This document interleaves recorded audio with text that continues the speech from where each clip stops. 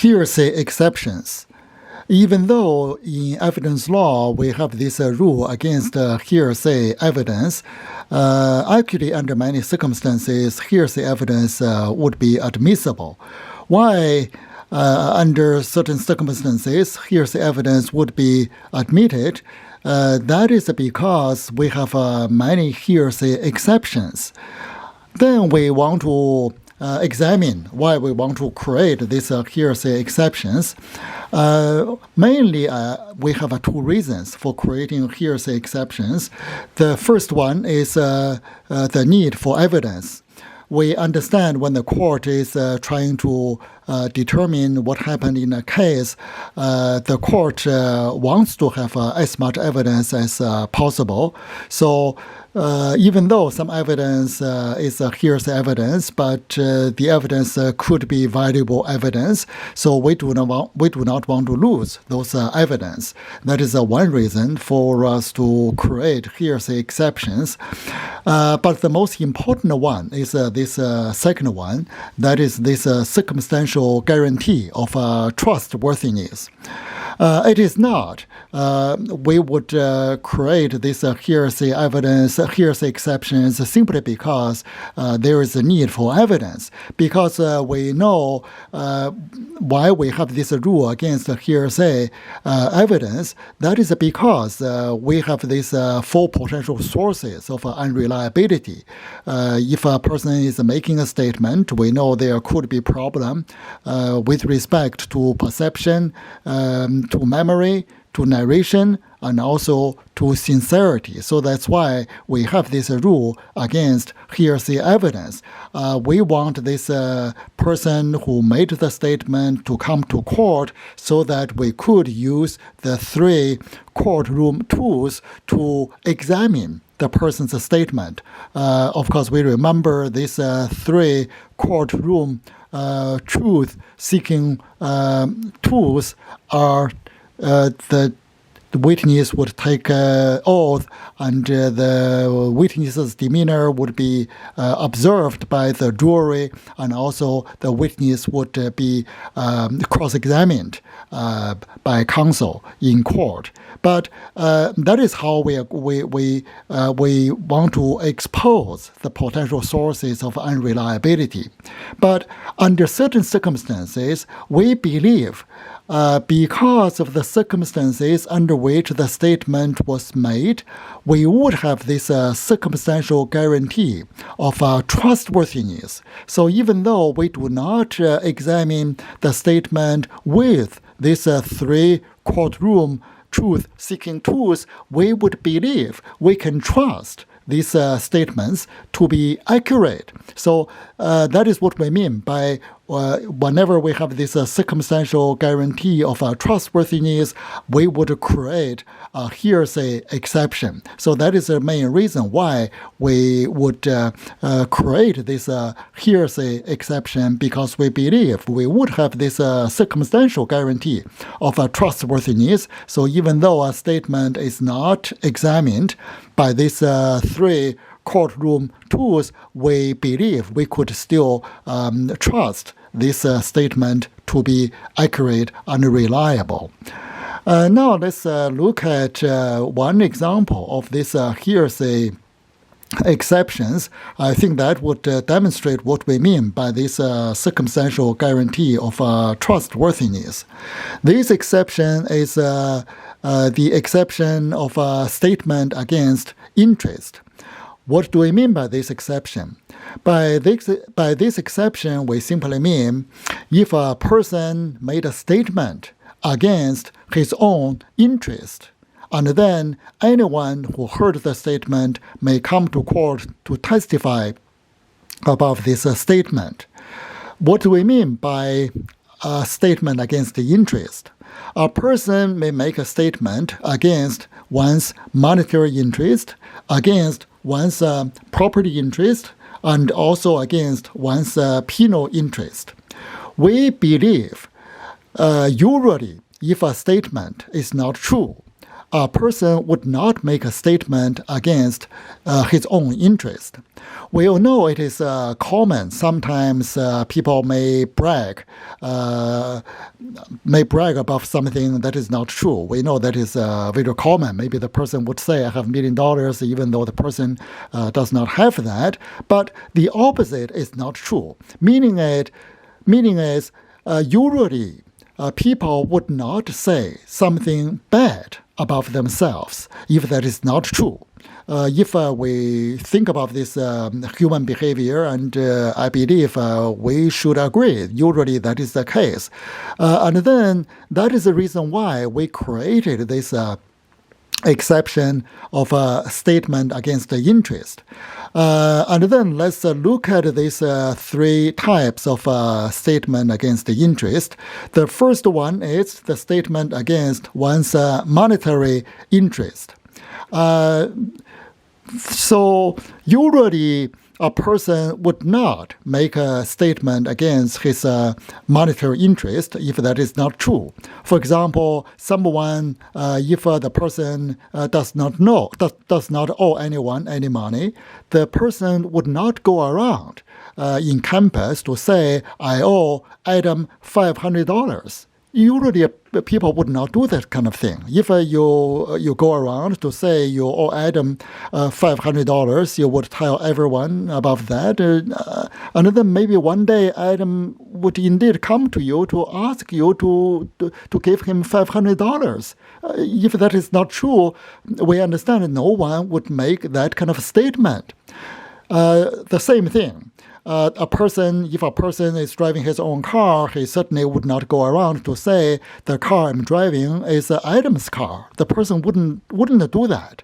And also, that is the last one, the statement against one's penal interest.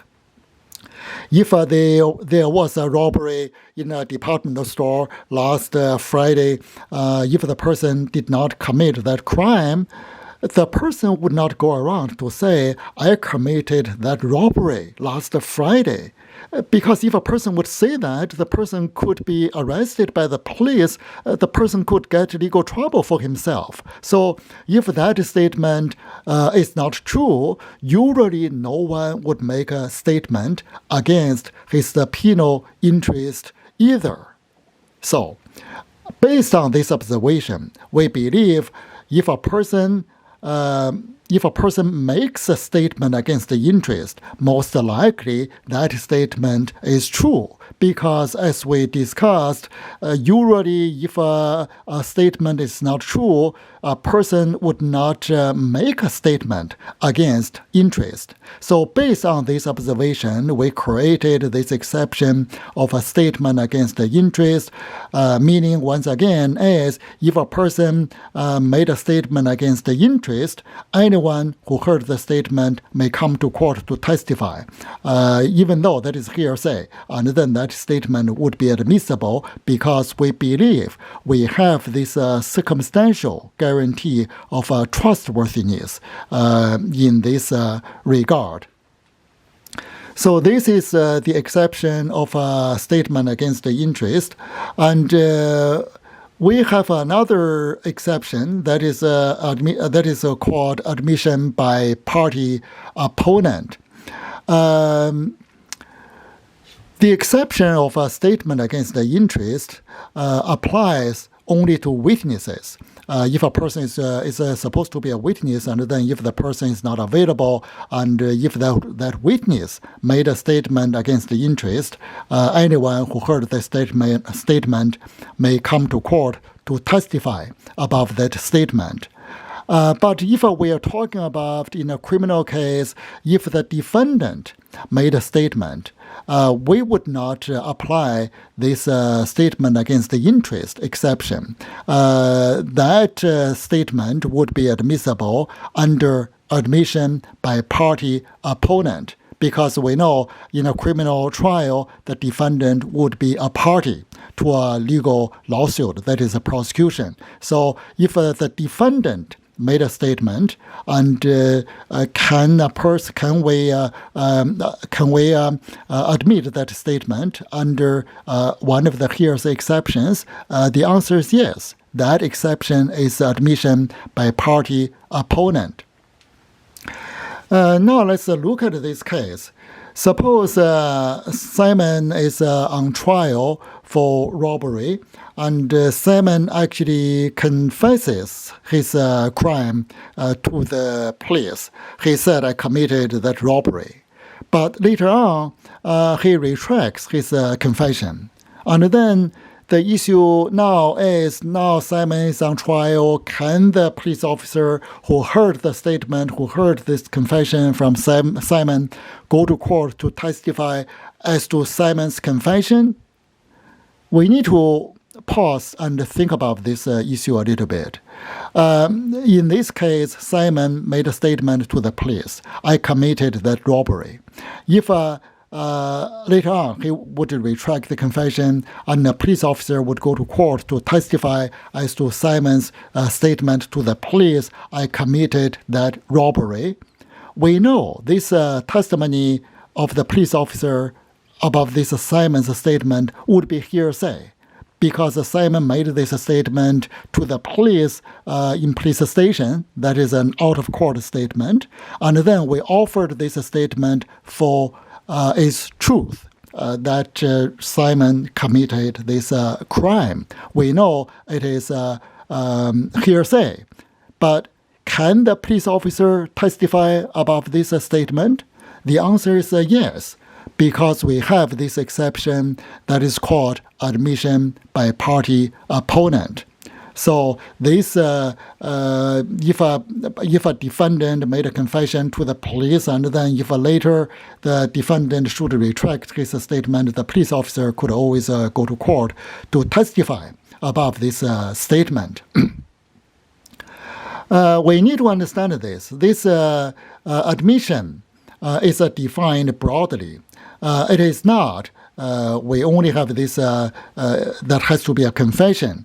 Even though, actually, we can say this defendant's admission is defined broadly. That means any statement made by the party, by the defendant, would be considered the defendant's admission. So let's look at this example. Suppose we have this Eric who is on trial for murder, for killing his co-worker, and then the police first believed the murder occurred at 9 p.m. So Eric stated to the police, I left the office at 8 o'clock. Suppose this murder actually occurred in the office. So if the murder occurred at 9 and then Eric actually left, he stated he left the office at 8, and then Eric would have an alibi. But nonetheless, later it is determined the murder actually occurred at 7. So we know if that is the case, and Eric would not have an alibi. So we know Eric's statement is not a confession. But nonetheless, regardless whether that was a confession or not, so long as that is a statement made by the suspect or defendant, this statement would be admissible under admission by party opponent. We also need to discuss this adoptive admission. We want to discuss about this silence. If Adam asks Bill, did you steal that phone? If Bill would not say anything, this Bill's silence would be considered a form of admission. Meaning is, Adam actually could go to court to testify. I asked Bill, did you steal that phone? And Bill actually kept silent. So this silence could be a form of admission. Why we say this silence could be a form of this adoptive admission, that is also based on our observation. Meaning is usually if a person is accused of a wrongdoing, the person usually would not really remain silent. In most cases, the person would say he did not do that. So based on that observation, if an accusation is made, and if the other party would not really deny the accusation, and then this silence would be considered a form of admission.